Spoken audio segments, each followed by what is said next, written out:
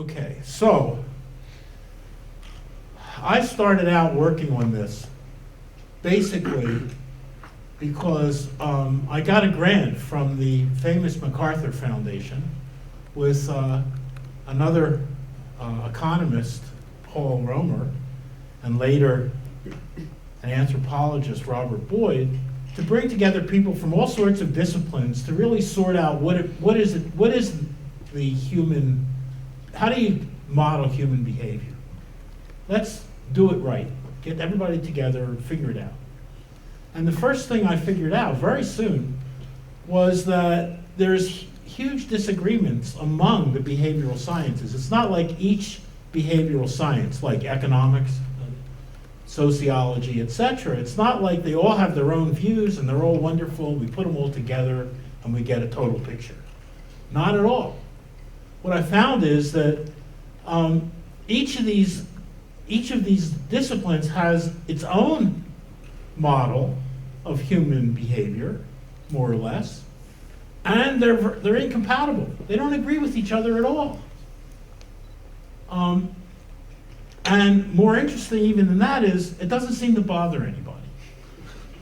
Okay, it's like religion, you know, in a good society, if you're this religion, I'm that religion, you're the other, wonderful, we're all, you know, praying the way we want to all pray. But that doesn't hold in science. Science is extremely intolerant. There's truth and there's false. And if you disagree about what's true and false, you fight it out. And if you can't figure it out, you stop saying it. As Wittgenstein once said, if what you can't talk about, shut up about. I won't say it in German. But instead, they keep on talking and talking and talking and disagreeing with each other. And they don't ever adjudicate it, ever. In fact, one of the things you learn as a graduate student in every discipline is the correct way to demean other disciplines.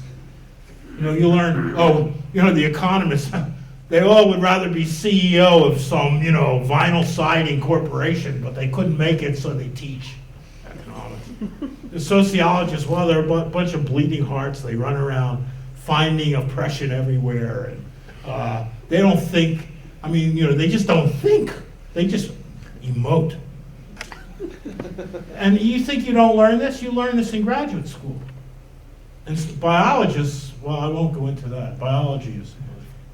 So this is, to me, a scandal. Because if you have if the social sciences, the behavioral sciences are sciences, when they disagree, they should adjudicate the disagreement. They should address it. They should be very upset that they have these disagreements, and they should solve them. That's what happens in the natural sciences. If you study chemistry, they don't say, well, this quantum mechanics from physics is just a bunch of junk. We have our own theories on atomic reaction. And, you know, it's insane. All I can say, it's a scandal. Now, why is it true? Well, that's sociology that I won't get into, but basically it's because they arranged the university structure 50, 60, 70 years ago. They arranged it as these feudal fiefdoms, you know, economics, sociology, political science.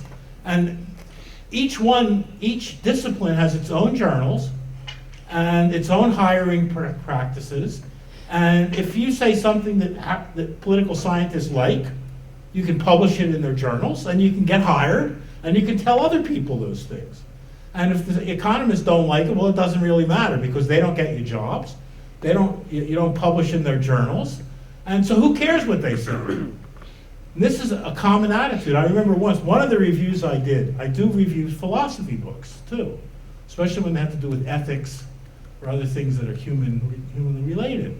I wrote what I thought was a blistering attack or review of this book I read, and someone commented to me, said, well, you shouldn't really talk like this because you're not a philosopher.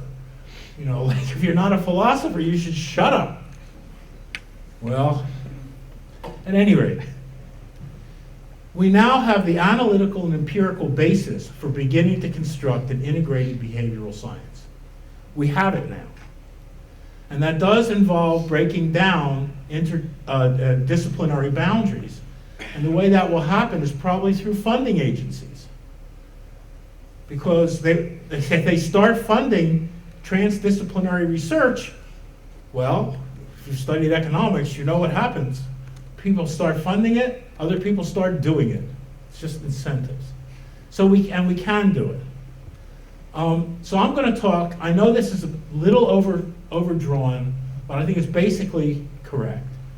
4 models of humanity, of human behavior. One is Homo economicus, which you study in economics, the self-regarding actor who behaves pro-socially when facing the appropriate self-regarding incentives. Okay, a lot of economic theory is how you get people who are totally selfish to cooperate with each other. And you do it through certain incentives. And there are theorems that say when they work. Unfortunately, if you look carefully at the theorems, they mostly don't work because the conditions for them to work aren't there. But that's another story. Homo socialis. I just wrote a paper on Homo socialis with Dirk Helbing, a sociologist at ETH in Zurich. And here, the basic Homo socialis is the compliant actor who behaves pro-socially without facing incentives. Socialized to behave pro-socially. If you don't behave pro-socially, they call you deviant or pathological.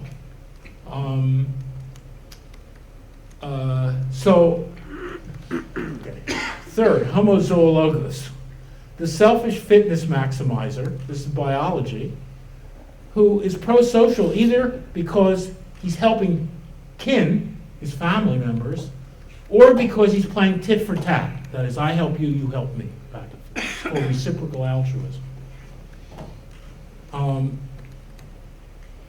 And by the way, you'll notice that this is quite different from either of the above. Because Homo economicus cooperates with lots of people that are not related to him, as long as you get the incentives right. And Homo zoologus is not selfish. He's a fitness maximizer. I really shouldn't say selfish. He's a fitness maximizer who maximizes inclusive fitness. That is himself plus his help to his relatives. So I don't know why I put selfish there. Homo paralogos. This is my favorite, psychology. The decision maker who systematically violates the principles of rational choice. If you want to get an article published in the psychology or in decision theory, show that people aren't rational. In fact, I learned this from a psychologist. People aren't logical, they're psychological. Now, the evidence for where do I get evidence for these models? I actually studied this fairly systematically. First of all, I got introductory textbooks in all these fields. And I saw what they said. From personal experience and from reading journals, I figured out what can be assumed in a disciplinary journal article without incurring the wrath of the reviewers. Right? If you write an article for a biology journal, you better co-author it with a biologist or somebody who knows really well what you're allowed to say in a biology article without them pushing their buttons and they're rejecting it. It's pretty much what professionals share in common in the discipline, although there's specialized fields in every one of these disciplines where they disagree with the common archetype. So for instance, in psychology, there's incredibly interesting research on Bayesian decision-making under uncertainty with applications to many areas, like sight, language, vision, etc. That try to explain why brains do well, not why they screw up, not why they are irrational, but why they do well, using Bayesian reasoning. So there are all of these things. Now, if there are 4 models, at least 3 must be wrong. In fact, they're all wrong. Although, and this is, I think, an important point, all include fundamental insights that should be incorporated into a unified basic model of human choice and strategic interaction, that is social interaction. They're all wrong, but they all have really important insights that should fit into a general theory. But there's a lot of hard work. It's like putting an engine from one brand of automobile into another automobile. It doesn't fit. You have to make things fit by adjusting all sorts of things around the edges. So here are what I consider 6 principles, and I'll talk about some of them at length and others at less length. First, what are 6 principles for the unification? The main thing is gene culture coevolution. We are a species. We evolved. We have a common nature just like every other species. Cats are cats, dogs are dogs. There are differences among individuals, but there's a lot of communality. And that communality is dog nature or cat nature or duck nature or passerine bird nature or what have you. Because we're a species, we have a nature. And in humans, this is not determined by our genes alone, but historically, it's determined by the interaction between genes and culture, and I'll give some examples of that. The second thing about human society is it's complex. Complex dynamical systems theory, Markov processes, all sorts of theoretical modeling techniques must be used to deal with complexity that you don't use for simple systems, that is non-complex systems. So I'll go through that. The third is the rational actor model. The rational actor model doesn't just apply to humans, by the way. It applies to almost every species, probably every species on Earth. Every species on Earth you can model as trying to maximize fitness or something else, subject to constraints, and given certain amounts of information. And that's what the rational actor model is. I'll go through that. Fourth, what I call the socio-psychological theory of norms. The idea that there's a morality, that they're the right and wrong way to do things, that some things are socially approved, some things are socially disapproved. What is the nature of norms?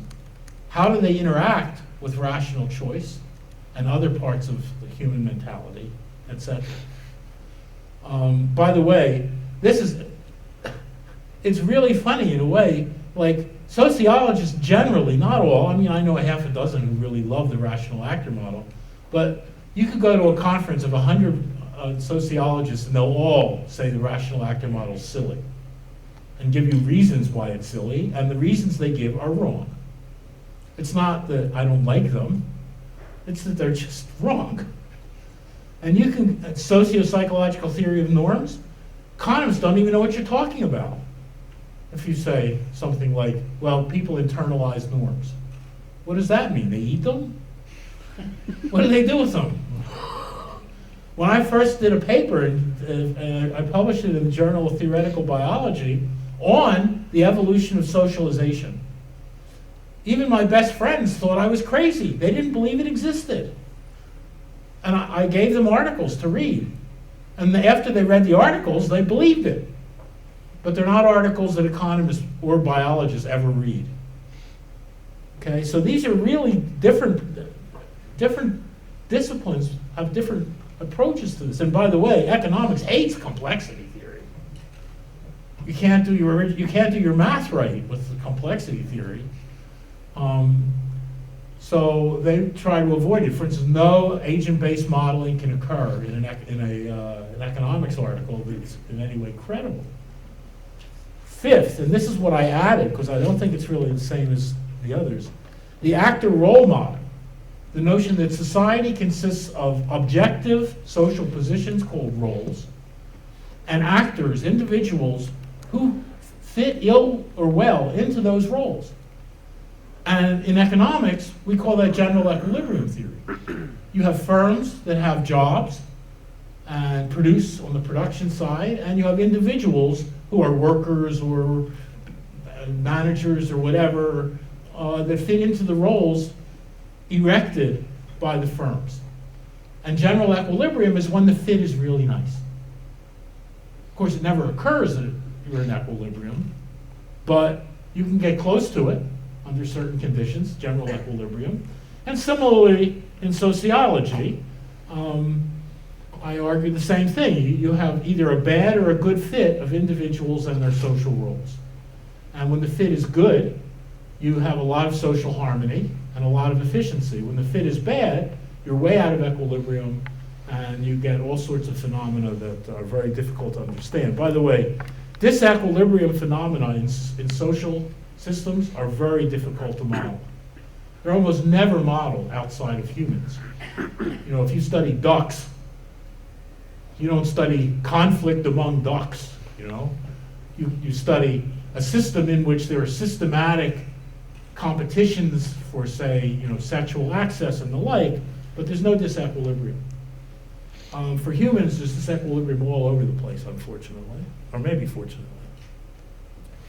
Sixth, game theory, economics, biology. Again, I can't tell you how many, you know, if you don't like if you don't like the rational actor model, if you think it's wrong, you can't do game theory. It doesn't mean anything because game theory is the interaction of individuals, each trying to achieve a certain goal and interacting with each other in their attempt to reach that goal. But if you don't believe the rational actor model, you don't believe people are trying to achieve goals. I don't know what you believe, but you're not believing that, because if you're trying to achieve a goal, that's the rational actor model. You may be wrong, you may make mistakes, you could have errors, but if you're geared in some way to maximize some objectives, given whatever constraints you face, then that's the rational actor model, and you can play the game, you can do game theory. Without it, you can't do game theory. Doesn't mean anything. You can play games, but there's no such thing as an equilibrium concept. You have nothing to judge.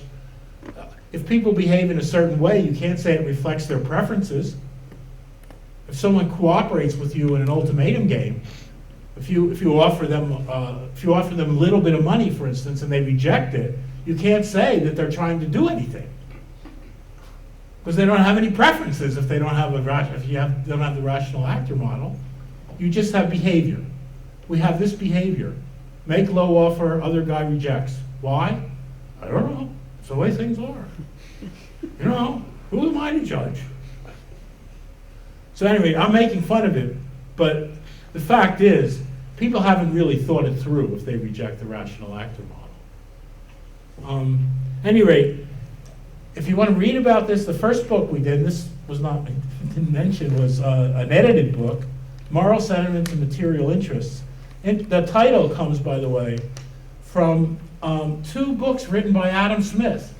The great Adam Smith did not just write The Wealth of Nations, where everybody's greedy and self-interested. He also wrote The Theory of Moral Sentiments, which he first described in a really incredibly insightful manner, the nature of human sociality, how people care about each other and why. And all of this work that we do is an interplay between our moral sentiments and our material interests, how they relate to each other and how they work out in practice. Bounds of Reason, I wrote precisely to say, what do we have to change in economic theory in order to make it compatible with the 6 principles I named before? We don't have to change the rational actor model. We don't have to change game theory. What we have to change is basically what I call methodological individualism, which is some notion that rationality alone can explain how the world works. In other words, from the concept of rationality, I can conclude what behavior people will undertake. Economists like to do that, but they can't do that. They pretend to do that sometimes, but they can't do that. Because you cannot, every animal's rational.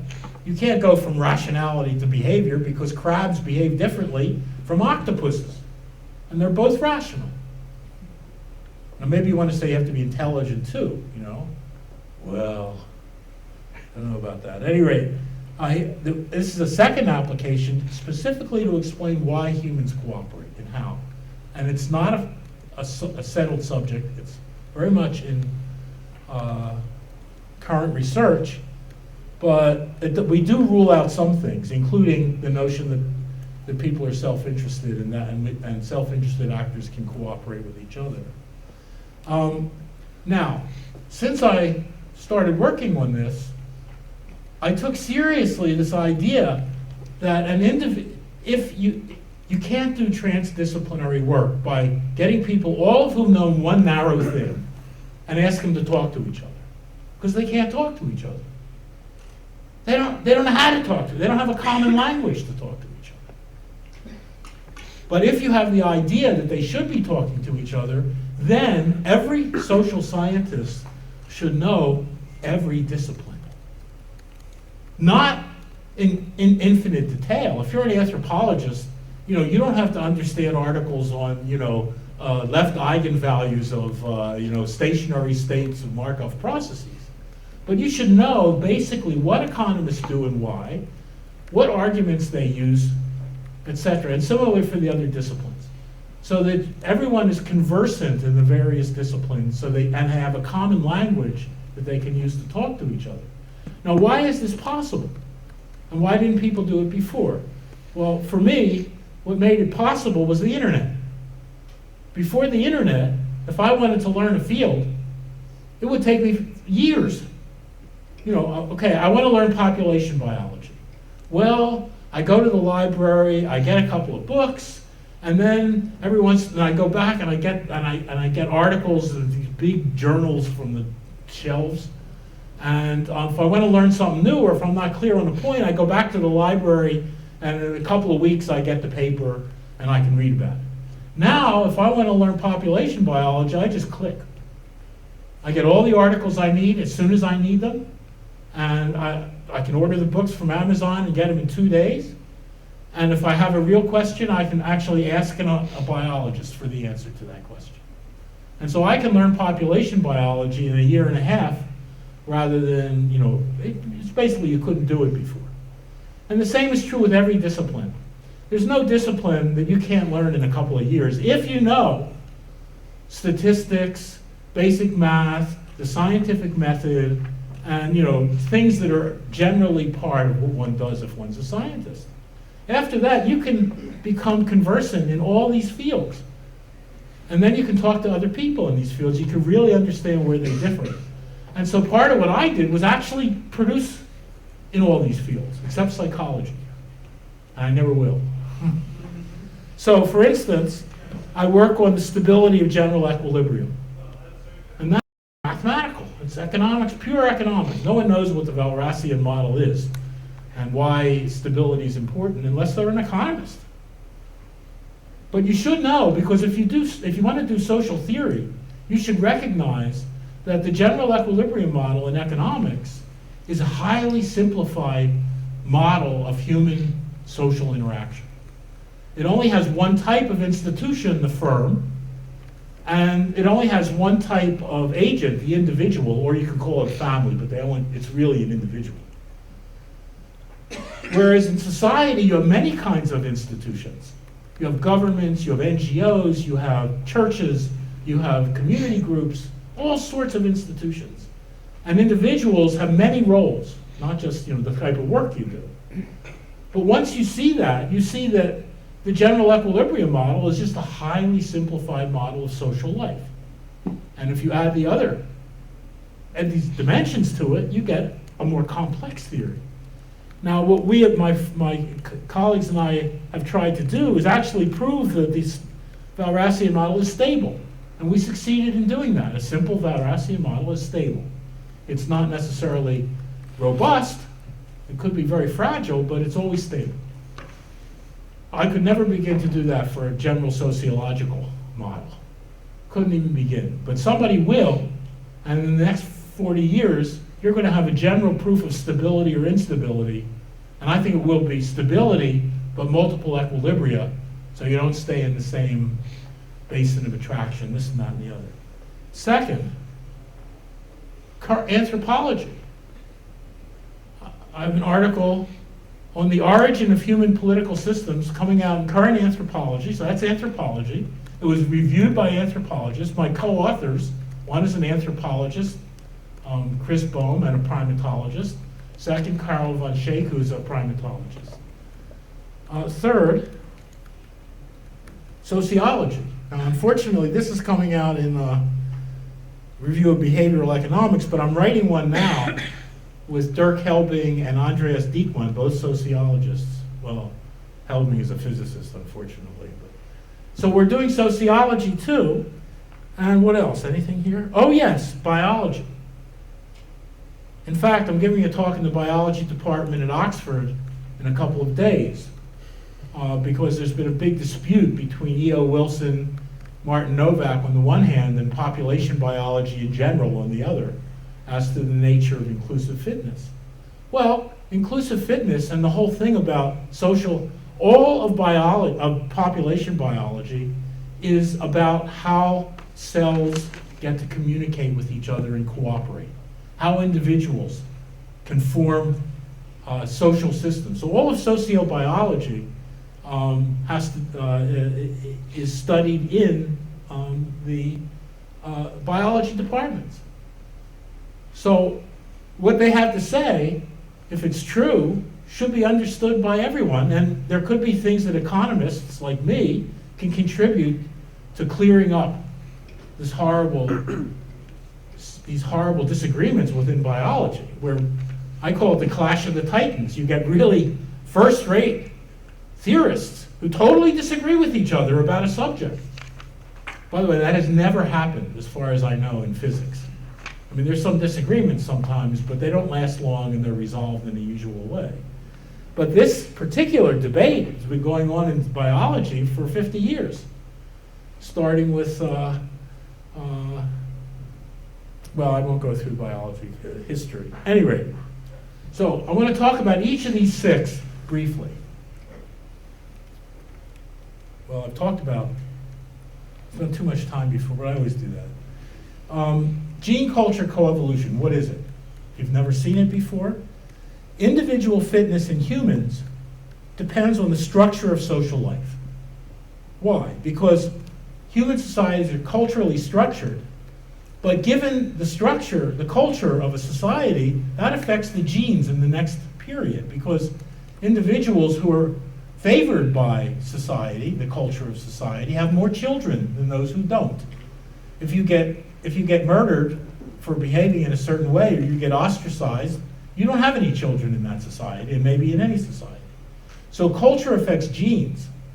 But then the new genes affect culture, because you have a new set of capacities, possibilities for changing society. And that affects genes, and that goes on for hundreds of thousands of years. It's from the origin of culture, and in a sense, only humans have culture, in the sense that it's transmissible from generation to generation and can be conserved over several generations. Only humans have variable culture of that form. But once it does emerge, you get hundreds of thousands of years of culture affecting genes and vice versa. Conclusion: human mental, moral, and political capacities are the product of an evolutionary dynamic involving the interaction of genes and culture. And the coevolutionary process that's what explains why we go beyond being self-regarding agents, as in traditional economic and biological theory. Now, as I said, in biological theory, individuals are not self-regarding, they're kin-regarding. They do what's best on balance for their kin, those that they share genes with. This is pretty hard for them to deal with humans, because humans, the most important thing about human cooperation is it occurs among non-relatives. We cooperate with people who are not like us. In firms, in daily life, in communities, we cooperate beyond kin. And I want to also argue now, because I want to get into political science later, we evolve two persona. One I call a private persona, that recognizes virtue and self-interest, and a political persona that makes us zoon politikon, political creatures, inherently political. We're inherently a political organism. Why do I say that? Well, I'll point to one thing, one simple thing. You may not agree with this, but most economists will agree with this argument. Voting in a large election cannot be justified by standard rationality arguments because it's inconsequential. Your vote never matters, ever. No matter how many times you voted in your whole life, your vote has never mattered. And the whole population of the United States, where I come from, millions of people vote all the time, and not one of them has ever mattered. Why? Because no election, no large election has ever been determined by one vote. So what are they doing? It's not like going down to the community church, and helping out sick people or something. That you're making a change in somebody's life. Helping others or hurting others makes a change in people's lives. Going out and voting makes no change whatever. And yet, people do it all the time. And if you ask, why are you voting? They tell you something which is clearly false. They tell you, I'm voting because I want this guy to win. I'm going to help him win. But your vote isn't going to matter. Don't you understand? Your vote can't matter. Unless it's a tied vote. And that's never happened and never will, with a large election. And you know what they say? I've tried this. They say, well, there was an election in Florida, it was 300 votes. I say, well, 300 isn't one. It still didn't matter. And then they say, well, if everybody thought that way, we couldn't run a society, a democratic society. And I say, well, that's true, but everybody doesn't feel that way. Why do you vote? You think if you don't vote, everybody's just say, well, shit, I'm not going to vote either. What am I doing here? They're not going to do that. So why do you vote? And at that point, you stop, because there's no answer. There is no answer. Nevertheless, if people didn't have this political persona, which says, I vote and I participate politically because that's me. That's what I do. It's silly to ask me why I do that. Any more than, why do you like, some kind of ice cream? What do you mean, why do I like it? I just like it. I like to be political. And the thing about humans is, millions of people like to be political. Not everybody. I read the newspaper every day, and my wife and I talk about who to vote for and blah, blah. And when I talk to her, and she's an artist, and I tell her this whole story that I just told you, she doesn't even understand it. Because it's not normal to think the way I've talked. That you make no difference, it's totally non-consequential. Nevertheless, you do it. Why do you do it if it's non-consequential? Because that's human nature. We think of being part of a group, and we don't think in terms of our individual effectivity in participating in the group. And as you might understand, if it weren't for that, we not only couldn't have democracy, but we wouldn't have anything like human society at all. Aggregate human society, because all of the freedoms we have, freedom of religion, tolerance, rule of law, all of that was determined through collective action against dictators and aristocracies. And people died. Our forefathers and mothers died for us through collective action. But collective action is just like voting. You don't make a difference. Maybe in your little hometown you make a difference. But in going to a march on Washington for, anti-discrimination, or the Women's March on Versailles during the French Revolution, one person makes no difference at all. So all of collective action is part of our political persona, which is not recognized by, I think, rational actor models have ordinarily talked about rational action being instrumental. Rational action is towards achieving a certain goal. But in the case of political persona, it's not. It's sui generis behavior that makes our social life possible. So, when I do models of this, I have a public-private persona preference function and a public persona preference function, and then talk about how they become adjudicated. How do you trade off one against the other?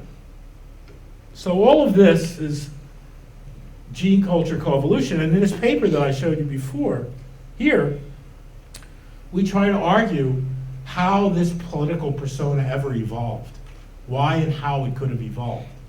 And of course, it's a very difficult issue because we don't have a lot of data. We just have a lot of fossils. It doesn't help very much. I mean, it's all you have, so you use it. Now, with gene mapping, we can do infinitely better than we did 10 years ago. Because we can look at the genetic differences among primates, and from that, figure out the common ancestry pattern of all primates, including humans. So we know a lot more than we did 10 years ago, but not that much. Now, well, I've done that, all of that, but I want to explain that genes and culture, if you do them formally, they obey similar dynamic laws captured by the replicator dynamic of evolutionary game theory. So we can quantify a lot of this, and we can find general principles for genetic and cultural evolution. No one has ever done it for the combination of the two, but it could be done.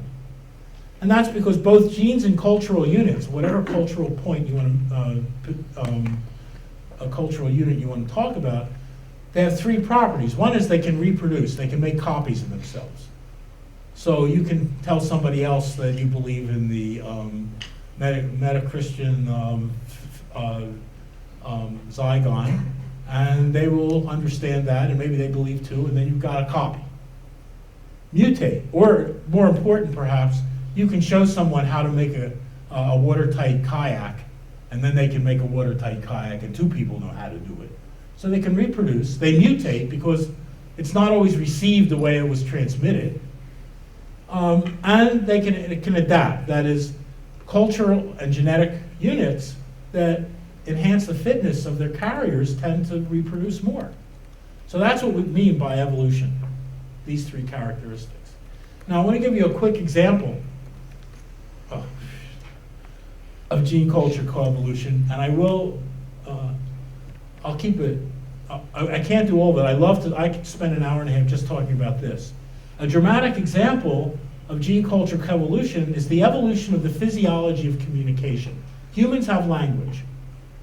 Now when you study, and you know animals have a few words, some animals have even 30 words, but they don't have language. They don't have anything like grammar, they have very few words, and they don't talk very much to each other in general.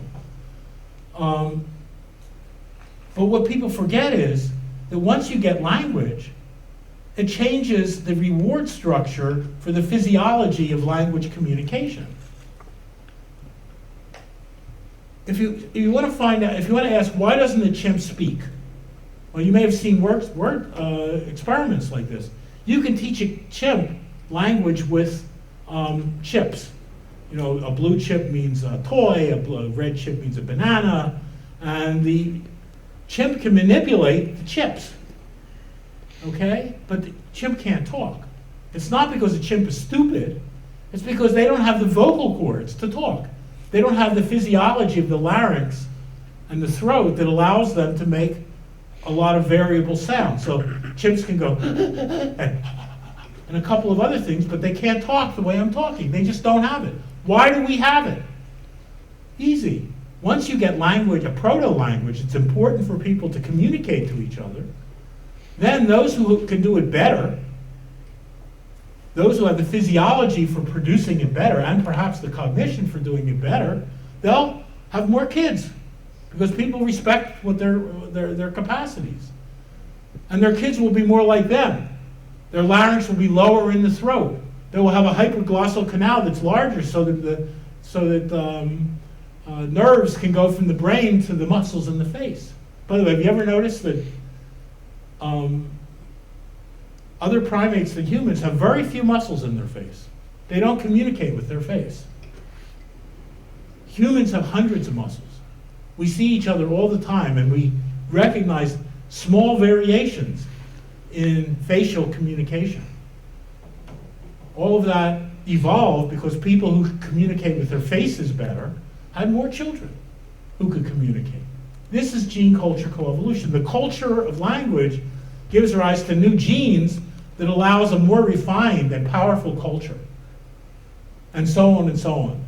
And you can trace the evolution of the hypoglossal canal, the hole in the jaw where the nerves go through for the tongue and facial muscles. You can trace them through the history of our predecessors, hominin predecessors. It gets larger and larger. So this is accumulated over time. Okay, so that's what I want to say. Gene culture coevolution is so powerful. I won't go through these details. It's so powerful because people used to say to me, well, where is examples of gene culture coevolution? This sounds very theoretical. Well, you're talking to one. Your talking is one. So is all of our morality and all of our political nature, etc., evolved in the same way through gene culture coevolution. So at any rate, I'm going to move on. Society is a complex adaptive system. What's a complex system? It's a system consisting of a large population of similar entities, like human individuals, or an anthill, or a termite colony, or a beehive, etc. They're all pretty much alike, except for the queen, maybe, or the king. In ants, the king. And the kings are not that different. Human individuals, they interact through regularized channels, networks, markets, social institutions. They're not governed from the top by a super organized system. They have stochastic elements, no centralized organization and control. Unfortunately for the dictators are there for a few years, usually, and they're replaced by others. And you have a vision of control, but you don't really control because it's really a decentralized system. You have some control over some variables, but not that many. And the whole idea that you can engineer society, which is what they tried to do in the Soviet Union, we're going to teach people to be good socialist citizens. Look how that worked out. 2 years after the fall of the Soviet system, no one believed a word of that stuff that they studied for 3 generations in their classrooms. Nobody. They never believed it. You can't control society. You never can control society. You can make interventions that make a difference and can make a big difference, a huge difference, but not by thinking of it as top-down control. One time, my ex-president, Bill Clinton, said we have to grow the economy. And I thought that was fabulous. It's just like a garden. You can't say, no weeds, outlaw weeds. Sure, the weeds don't happen to know it, but they're outlawed now, right? You can grow an economy if you know the principles of organization, of the ecology of a garden. But you don't grow, you grow it by very subtle and important interventions at particular points that work on a complex system. You can't engineer it from some kind of simple idea. Now, why does this matter? Well, if you believe that human society is a complex adaptive system, it means that you use certain tools you would otherwise not use. For instance, you can use agent-based modeling. You can use network theory, ethnographic description. Notice that economists don't like ethnographic description, but anthropologists love it. Anthropologists hate theory, or at least mathematical theory, and economists love it.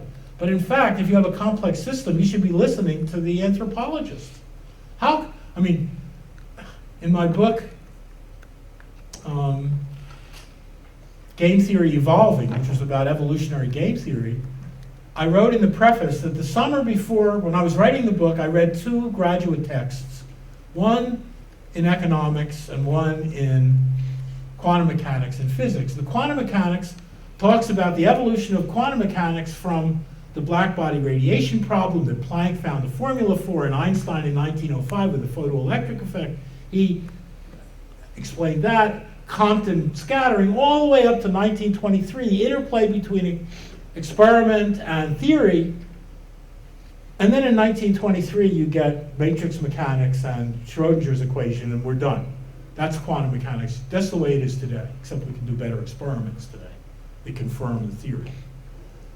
The other book didn't have a single empirical point.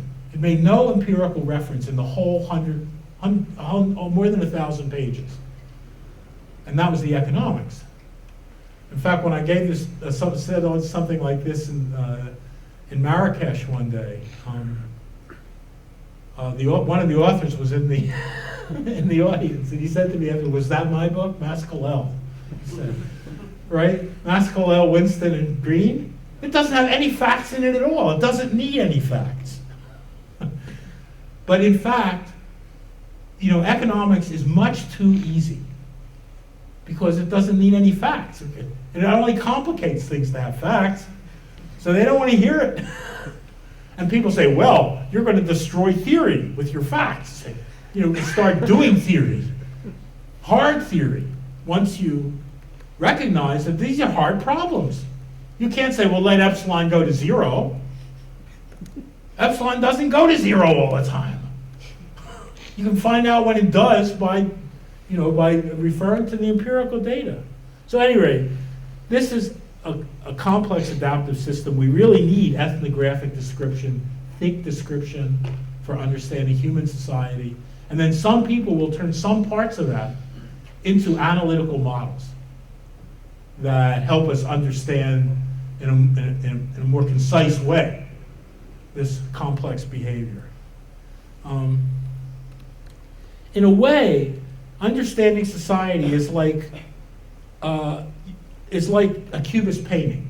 We can simplify it here and simplify it here and simplify lots of different parts and let them overlap. And by looking at all the overlaps, we can figure out what's going on. It's a nude descending the staircase or something. But you can't do it by saying, I'm going to have a model of the whole picture all at once. Because in a complex system, we simply aren't in the position to do that at this point in time. We have to do this complex modeling in which things are partially explained by these variables, but certainly not everything. One interesting example of that, by the way, but you can read I'll give you references on this if you want to read when you see if you see these slides. One interesting part of that is the rational actor model. The rational actor model in its standard form has many exceptions. It mostly works, but it doesn't always work. And where it doesn't work, we say, okay, it's more complex than that. So let's use it where it works and don't use it where it doesn't work. Let's not fight about, it has to work everywhere. It doesn't. If you have a model of, electron transport in a semiconductor, you don't expect it to work everywhere. You just want it to work where it works, like in a transistor. Doesn't work in the middle of the sun. Okay, no problem. Same thing with all of social theory. You want models that work, but they're not going to be universal, and stop thinking you're going to make them universal by appropriately redefining everything in sight. Rational actor model, quickly. I have to go on. A rational actor behaves as though optimizing a preference function subject to beliefs and constraints that he faces in maximizing. Now, what you can show in what economists, Leonard Savage showed it a long time ago, and even von Neumann and Morgenstern, is that if people have transitive preferences, like I prefer A to B, I prefer B to C, then I prefer A to C. That plus a couple of more simple things, you can then model the actor as though he's maximizing something. He's not maximizing something, but that doesn't matter. We can model it that way. Just like we can model a good billiard player, shooting a shot, we can use differential equations and elasticities and all sorts of physics to predict how he's going to shoot the stick, how he's going to aim it and fire it. He doesn't use that. It's just an easy way to represent that analytically in a model. Similarly, bees do not solve differential equations when they do dances to tell other bees where to go for honey, for pollen. But we can model it that way, and it is modeled that way. Bees are rational, ants are rational, humans are rational, same way, most of the time. If they're not, they're shooting themselves in the foot because they don't have transitive preferences. They prefer A to B and B to C, but they prefer C to A. Well, that doesn't make much sense. try to figure out some rational. Now, there are ways of saying that collective agents behave that way. It's called the arrow paradox theorem. If we're a collective agent inside our head with several different representations, we may then behave in certain conditions intransitively, but not in any important one. And then anything that has to do with life and success, we're likely to be transitive. It applies to all biological species. They actually map risk preference in foragers. What's their risk preference? Do they satisfy prospect theory? Or are they expected value or expected utility maximizers? You can test this in the laboratory or in the field. And they are. You never ever see an article that says, ho ho, robins are irrational. Ever. You see, ho ho, humans are irrational, but not any other animal.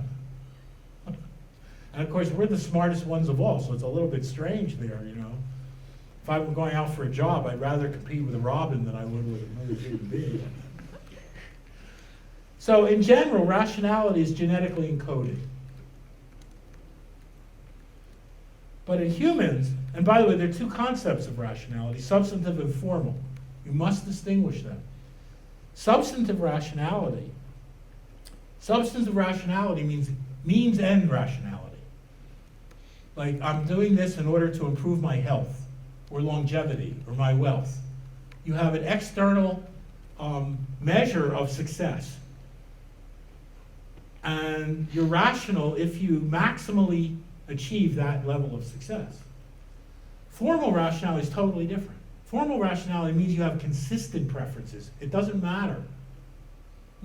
You don't even know whether individuals are trying to achieve some goal, but you can see what they in fact do. You can see their choices. And of course, rational actor model only deals with formal rationality. The substance is added in through empirical work. We empirically determine what it is that people want or what an animal seeks. We empirically determine that. And then the rational actor model is incredibly powerful in drawing conclusions from that, such as declining marginal utility or this and that and the other. Substantive rationality implies formal rationality.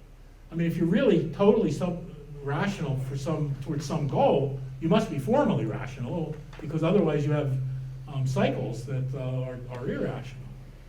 But the result is not necessarily correct. We don't know what humans are maximizing. All we know is that they tend to have transitive preferences. And I'll get to, some people deny that, but I don't think it's very reasonable to. If I had to say what is the only serious weakness of the rational actor model, it is this. The model is based on individual beliefs. They're called subjective priors. In fact, for humans, beliefs are not subjective. They're part of a network of minds. They're constituted through a social network of interdependent beliefs. So people don't have individual beliefs, they have weights in a collective or a locally collective network of beliefs. I think that's more accurate empirically than individual beliefs. Especially, it's much more reasonable because there are lots of things you can't have an individual belief. I mean, some friend of mine says, let's go to this restaurant, it's got really good food. I said, okay. You know, I've never been there. Why do I think it's okay? Well, because I have a network of people who eat the same kind of food that I eat. And I learn from them what are good places to go eat. And if people ask me what are good places to go eat, I'll tell them to go eat to places I've never even been. Right? It's just like, do you like this book? Oh, well, I think it's a terrible book. What's wrong with it? Well, I don't remember because I didn't read it yet. My friends tell me how terrible it is. So this is very important because there is in economic theory so-called case-based decision-making, which is intra-individual, but it could easily be inter-individual. It could be generalized to networks in very obvious ways. So I say humans have distributed cognition across network minds. And we can actually trace this through anthropological research through paleoanthropology. 4 caveats. Caveat means don't make this mistake. Individuals don't maximize. As soon as you get a critic of the rational actor model, they start saying, well, the rational actor model says people maximize utility. Well, as soon as they say that, you know that they don't know what they're talking about, but they think they can push your buttons and say, well, that's stupid. That's particularly stupid. I mean, what do you mean you maximize your utility? Is that what I'm doing right now? I mean, I haven't the faintest idea. But certainly when I go vote, I'm not maximizing my utility. I mean, I'd rather not be there. Individual choices, even if they're self-regarding, are not necessarily welfare enhancing. By the way, I got in trouble for this when I was an assistant professor at Harvard. The second Nobel Prize speech was by Paul Samuelson. He criticized one economist in this whole speech, and it was me. I was so pleased. He said, some of our young people believe that you should say some preferences are better than others, but we know that people should be able to make their own choices. And I said, but Paul, what about all these drug addicts that run around doing all this stuff, and they'd rather not have those preferences. They'd rather have other preferences. I mean, you can go on and on about this. There's nothing necessarily welfare enhancing about being rational in the economist sense at all.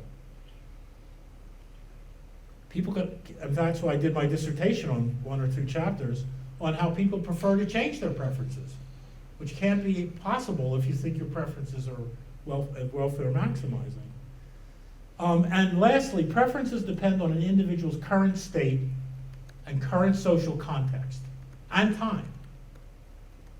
We don't have preferences independent of current state. When prospect theory came along, Danny Kahneman and Tversky, people said, well, what is this kink in the utility function? Well, answer, every creature around makes moves from where they are now to somewhere else. They're always somewhere on a kink. Or at least they're somewhere where there's no good reason to believe that the future is the same as the past, or going backward is the same as going forward. In fact, it isn't for most animals, because our preferences are state dependent. It depends on our current state, and time, and frame. We know that from empirical work. So the rational actor model becomes very hard to test in some cases because it is state dependent. We can only use averages if we use subjects. We can hope that different states of these subjects average out. Socio-psychological theory of norms. I'm not going to spend a lot of time because I want to take questions. This is a little, in sociology, roles are taken as fundamental. As you don't explain what they are, you don't explain in terms of other things. But norms in economic theory are usually described as Nash equilibria of games. So a social norm is a Nash equilibrium, either a convention or a choice of one of several Nash equilibria. And that's, I think, a good move forward. But in fact, first thing we have to realize is that in human society, we are prepared to fill roles through socialization, not through primordial rationality.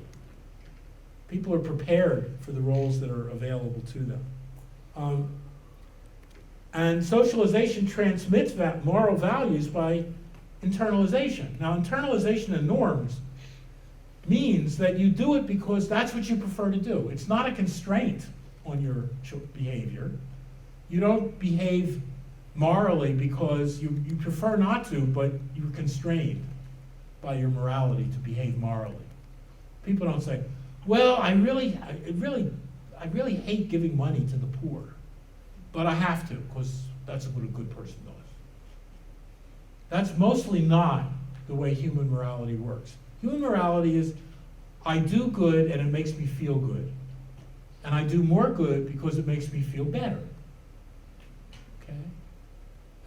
So morality is built into the preference function. So that's why we say sometimes humans have programmable preferences. You can teach young people to prefer some things to other things, and then they really prefer them. They don't do it just when nobody's looking, or just when people are looking. They do it when nobody's looking. It's a phenomenal effect.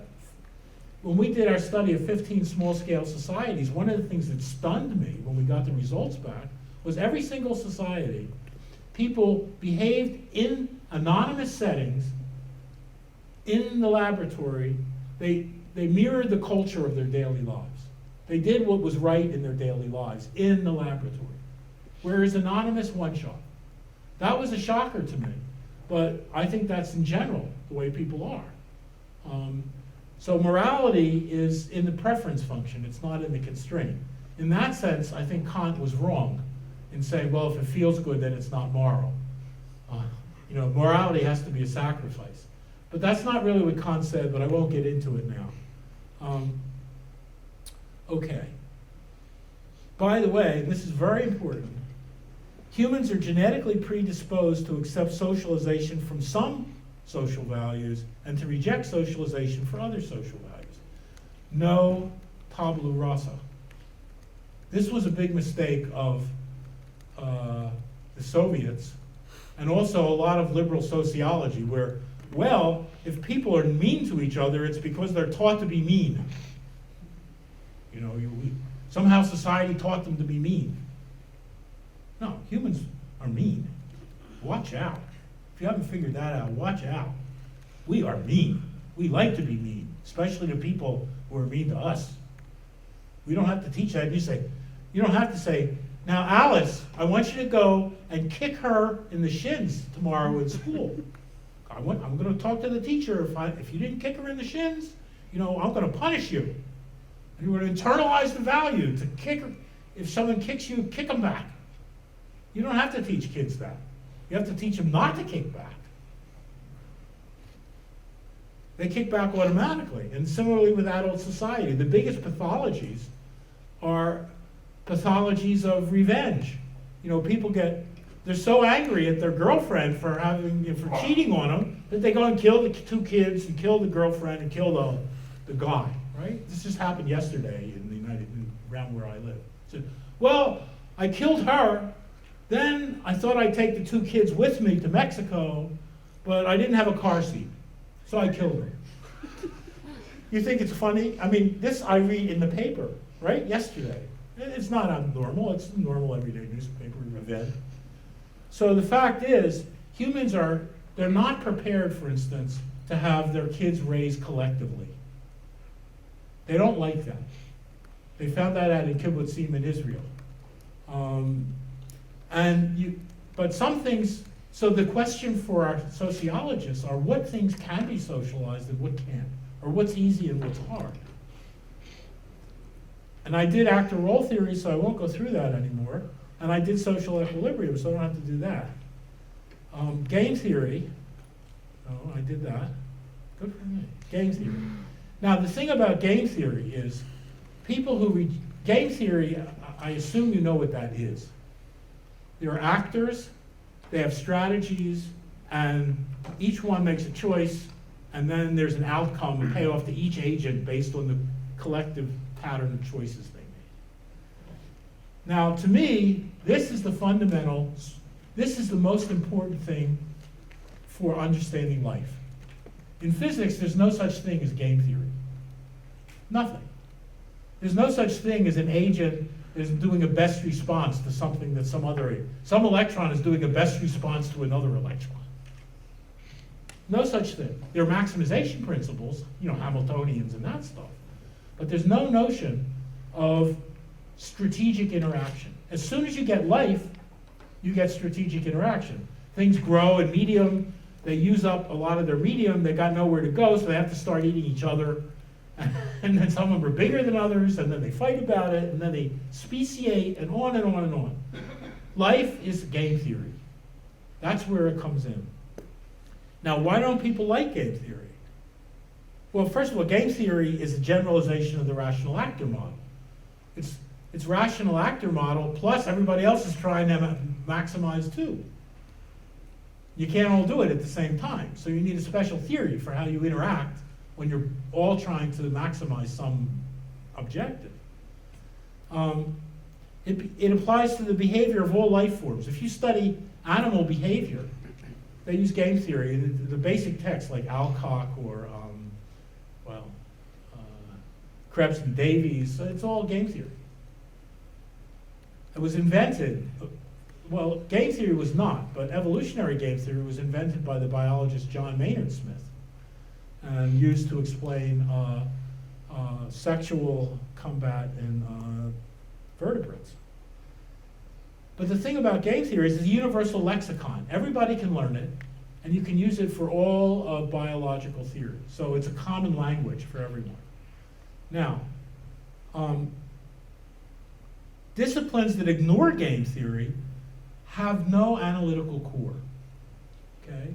Game theory is economics and biology, and I would add political science. But disciplines like psychology have no core. There's no set of principles you learn as psychology. There's no model. And sociology has no core either. People learn a lot of different stuff. There are a lot of great people. You read a bunch of stuff, and you go and do middle level this or that, or apply this or that. There's no set of principles that you study as all graduate students in sociology learn the same thing, and they may disagree with it, they may think it's wrong, but they all know what everybody else learned. And in anthropology, psychology, there is none of that. There's no attempt or precept. And I don't know whether there should be for psychology. I really don't know. But I certainly think for anthropology, first of all, why do sociologists and anthropologists study different theory? Why are they different departments? They're both studying human society. Well, how could they, is it so different? To go to, a local community versus go to some third world agricultural community? They're not very different. They're all human behavior, social behavior. So why are they different departments? Answer, they grew up that way. No one knows why, except that that's how it happened. That they tried to differentiate themselves so they could get different funding or something. Whereas those who do are solidly analytically grounded. That's biology with population biology and economics. Now that doesn't mean I agree with these core theories, I don't. But at least we can disagree and we have an object of knowledge that we can change. We can say this is wrong about the core theory. If you don't have a core theory, you can't even talk about what's wrong. There's no center at all. There's no common ground. So game theory is necessary. Game theory does not assume players are selfish, self-regarded. Okay? You can reveal altruistic behavior through game theory. Evolutionary game theory doesn't even require very intelligent subjects. Right? You can do evolutionary game theory on microbes and then get a theory of virology, a theory of epidemic transmission of diseases. And these critters are not very smart, but they're rational and they know how to reproduce. So we can do a lot without the formidable calculations that classical game theory does, if we use evolutionary game theory. Okay. Oh, I still say 5 principles? No, I'm going over it again. I didn't change my title. Gene culture coevolution, complexity theory, the rational actor model, the socio-psychological theory of norms, actor pole. I did this rapidly. Actor role theory, which is the same as general social equilibrium, and game theory. Thank you.